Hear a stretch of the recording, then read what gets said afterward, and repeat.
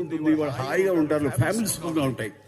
సినిమాలు ఎక్కువ చేసినా సరే వాళ్ళకి సినిమా వాళ్ళకి ఎక్కువ రెమ్యునరేషన్ ఇస్తారండి. ఇవి పార్లమెంట్ లో పెద్దల సభలో కూడా మాట్లాడుతున్నారంటే వాళ్ళకి ఏ పని పాట లేదా అనిపిస్తుంది.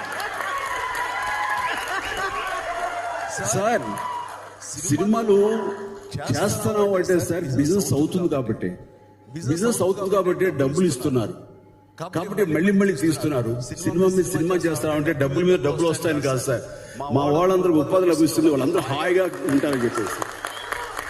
ఏదో పెద్ద సమస్యలాగా ఇంతకంటే దేశాల్లో ఇంతకంటే పెద్ద సమస్య ఏది లేదు, ఇది మాత్రం పెద్ద సమస్య అన్నట్లుగా మీరు పార్లమెంట్ లో కూడా ఇది మాట్లాడుతున్నారంటే చాలా దురదృష్టం ఇది.